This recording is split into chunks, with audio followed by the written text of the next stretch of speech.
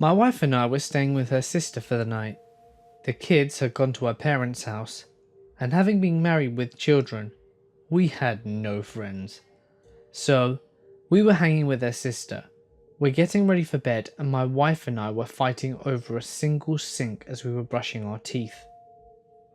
The door to the hallway was open, and I'm staring at myself in the mirror as I brush away. I then see my sister-in-law walk past me wearing a white skirt and pants, not 3 feet away from me, mind you, and go down the hallway towards the living room and the kitchen. Now, the layout of this house means that anyone and everyone needs to go down this hallway by the bathroom to move between the bedrooms and the kitchen and the living room. So knowing that my sister-in-law had travelled that way, and being kind of a dick, I figured I could sneak up on her and scare the crap out of her. So I leave the bathroom and head on down towards the living room. No one is in the living room, so I head sneakily towards the kitchen, knowing that this is the only room she could be in. I jump, yelling loudly out in the kitchen, and there's no one there. The only other place she could have gone is out into the garage, so knowing my yell would have either alerted her. I walk over to the garage and notice that the deadbolt is still engaged. I turn the lock open and close it again, pondering what the hell is going on. Just as I'm doing so, a hand touches my back and I nearly shit my pants. Turning around so violently, I nearly punch my wife in the face.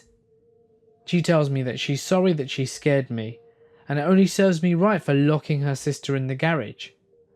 She assumed that by locking and unlocking the deadbolt was me trying to lock her in.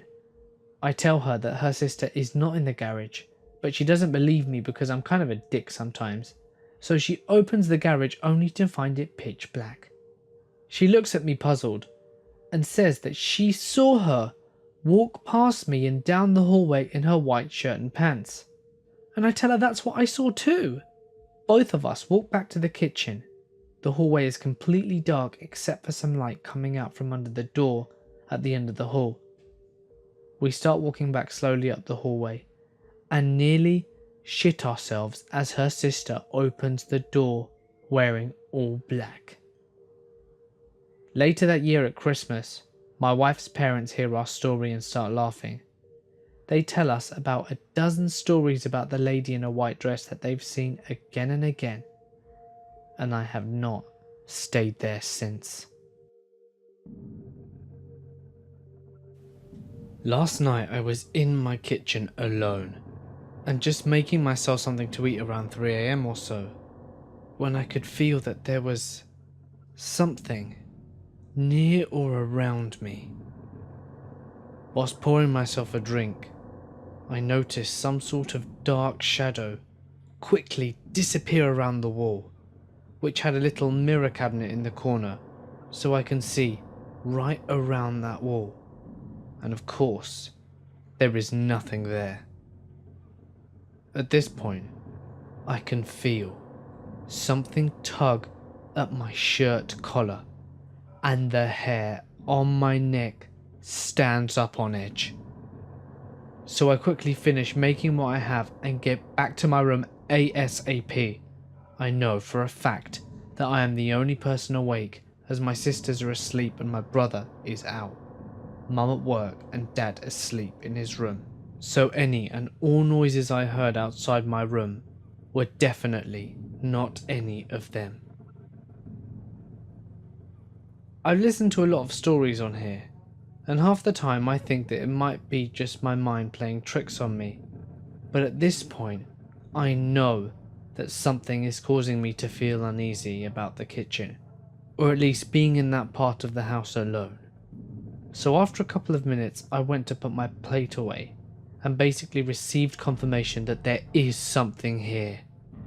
I have a weird paranoia about stuff, so I will always check to make sure that the balcony door is closed and locked, that there is no excess stuff plugged into outlets, that the fan and lights in the living rooms are off, that the sink isn't on, and that the stove dials are off, and I turn them slightly just to check to make sure they're in position.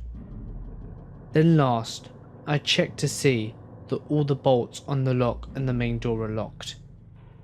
Just before I went into my room with the plate, I did all 5 and then went to eat. Once I came out not long after, I felt the same feeling again and quickly washed my plate and glass, but then what I saw confirmed it all. In the living room, we have this little cabinet with boxes in it that slide out for storage purposes. At the time, it was completely filled, and there is no way anyone could have moved it without making a noise. And I need to just reiterate, no one has ever moved this since we put it on the exact spot where it sits. But as I walked back to my room, I turned around in horror and saw that it was sitting about a foot towards from the wall. Now, had anyone moved it forward to grab something that may have fallen behind it, they would have obviously put it back right away, because my mother would have flipped out. And to be honest, now that I think about it, you can't really drop anything behind the cabinet to begin with, as the entire cabinet is squared off and everything would be contained inside. But as I moved it back, I looked around to see if anyone was awake. But no.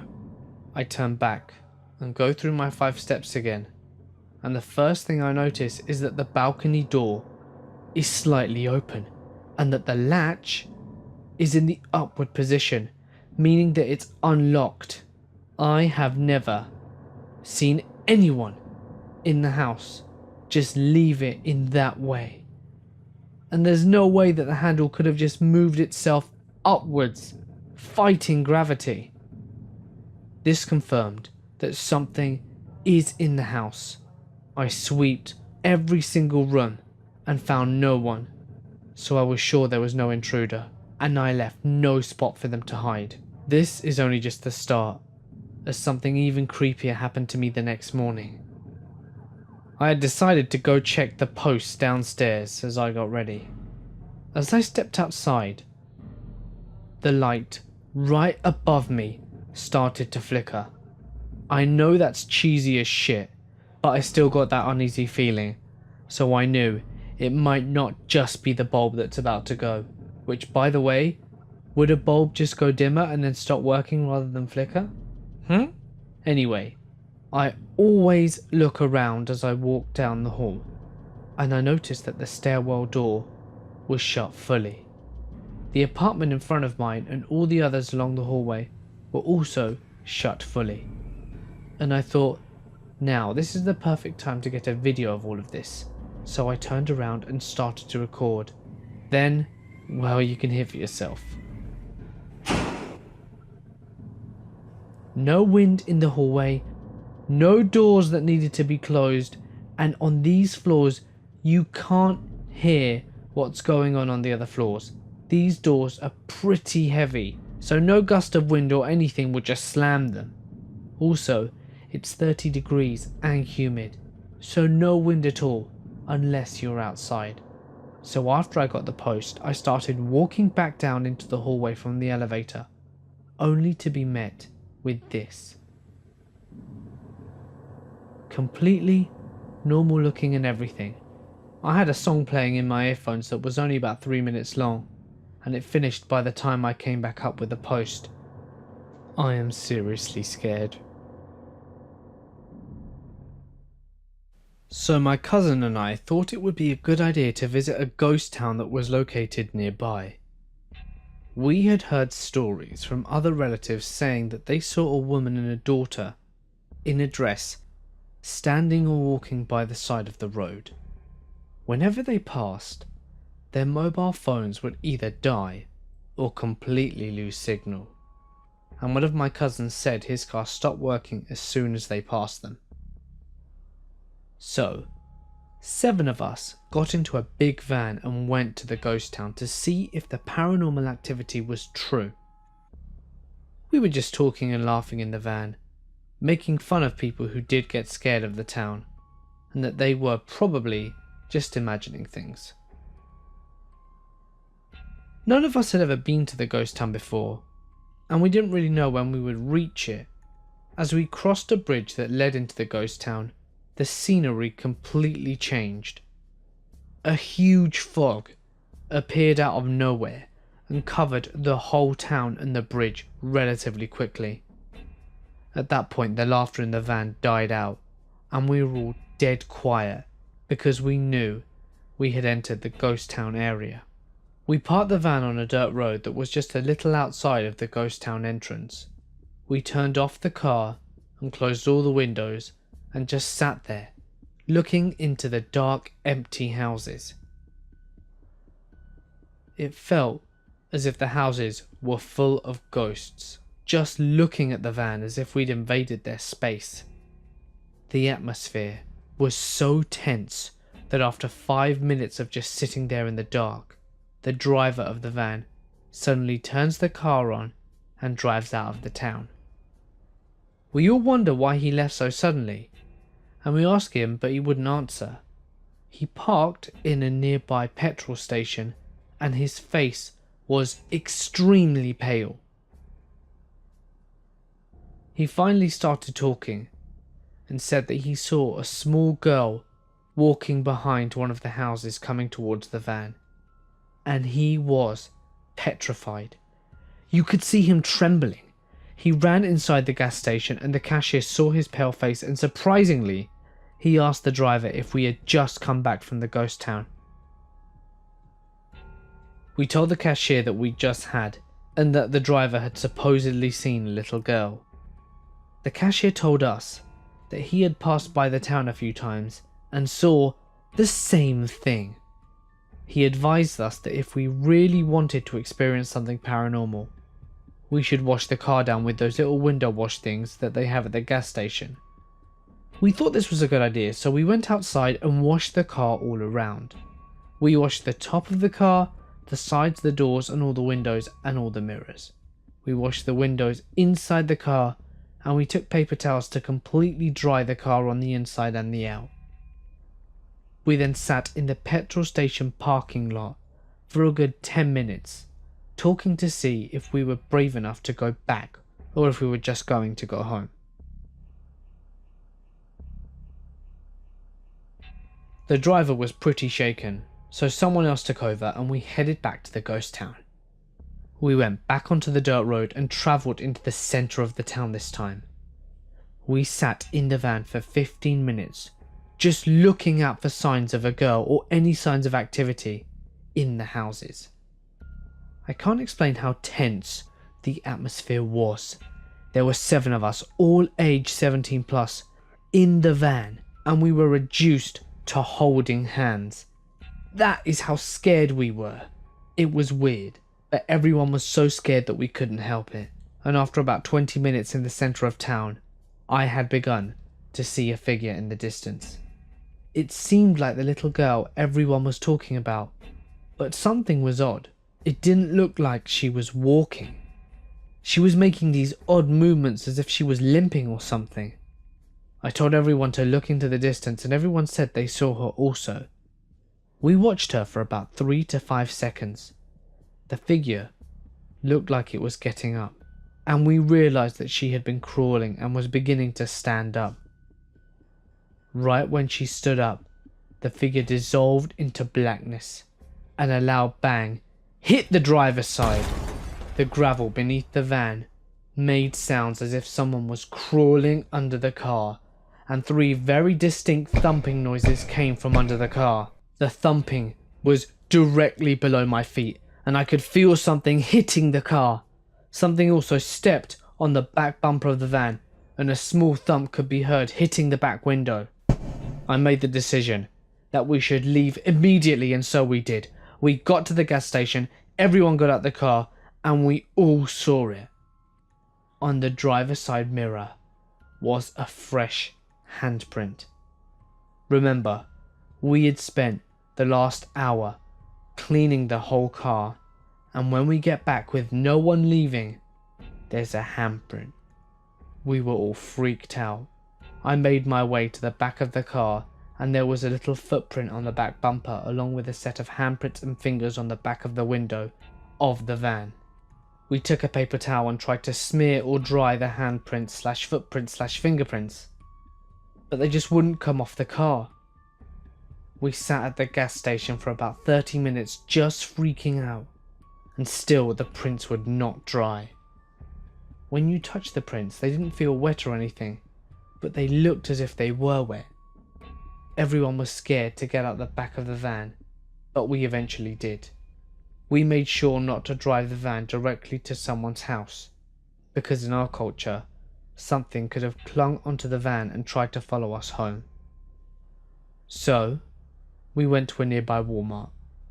We stayed in the store for about 45 minutes and came out. The prints were still on the van. We had to call someone to get us, and we left the van in the Walmart parking lot until the next day. The prints eventually disappeared, and we took the van back to my cousin's house. I am never going to a ghost town again. My wife and I had just gotten married and decided that we wanted to see Napa, drink wine, and just do married people things. Either way, my mum had offered to let us stay over on the drive down. Some backstory. My mum has lived in the house since I was in junior high. It's a townhouse, so you always hear people next door running up and down the stairs at all hours of the night. So in the middle of this night, I'm awoken to someone pounding up and down the stairs rather loudly. Just like always, I think. So I have to use the bathroom. I get up as quietly as I can to not wake my wife, who tends to yell at me when I do, and go upstairs to use the bathroom. When I open the door to the hallway, I notice that the pounding has stopped. I think thank God, and proceed to use the bathroom. I close the door, lift the lid, and pee. And as I'm doing this, I hear the stomping starting up again, even louder than before. It seems as if it's coming from right up the stairs and along the hallway. I hear the sink vanity, one of those cheaply made 1980s sets, vibrating with each step. All of a sudden, I hear a step hit the floor. I figure the pounding had woken up my wife or mum, so midstream I call out, "Just a sec! Just a sec!" Again there's a hit at the door, and there's a muffled yell. I call out again, I'll just be a sec." I flush the toilet and open the door to let my mum know that she can use the bathroom. This action only takes like 1 or 2 seconds. Flush, reach, open. There's nothing. No sound, no person. Nothing. Not even the pounding. I go back to the guest room and lay down by my wife. And just as my head hits the pillow, there's a pounding up and down the stairs again. I fall asleep nervously, as you can hear when someone goes up the stairs, so there really is no explanation other than someone next door. The next morning I tell my mother that the crackhead neighbours kept me up last night, pounding up and down the stairs.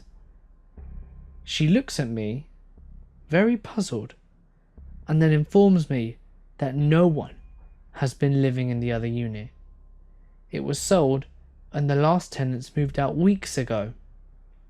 If I'd have known this yesterday, I'd have probably shat myself. One Halloween, my teacher thought it appropriate to tell us some stories about his paranormal experiences. One of these that really stuck with me was a story he was telling about a farm his family had always lived on, and something about his grandfather. Now here's the good part. He said that last year after class was over, and he had finished his tales, one of his students came up to him and asked how his grandfather died. He told her that it was kidney failure. The girl who asked looked at him and said that's what she had suspected. Then she starts asking about the grandfather's appearance. Did he wear overalls? Did he have really long grey hair and facial hair? And did he wear glasses? At this point the teacher was a bit creeped out, and asks why she wants to know. Her response was, "Because as you were telling the story about your grandpa, I saw him standing in the corner of the room, and he wants you to call your grandma." Later that evening, he did call his grandma. She was fine and said that she was happy that Grandpa was still watching over their grandson. But nonetheless, it was still an incredibly creepy experience. An ex of mine had a young son who had a tendency to sit up at night and talk to his imaginary friends. No biggie. Kids and their imagination, right? So one day the girlfriend and I order a pizza, set up a movie, and the kid gets washed for bed. In his bath, I asked him if he was ready to go to sleep, and he said it would be lonely. I asked him why, and he said that his friend had left. So we fast forward about 30 minutes later. I kill the lights in his bedroom and say goodnight. He turns to me with the biggest grin ever and says, "He's here, he's back." That is when the doorbell rings, and I about shit my pants. Turns out it was just the pizza guy.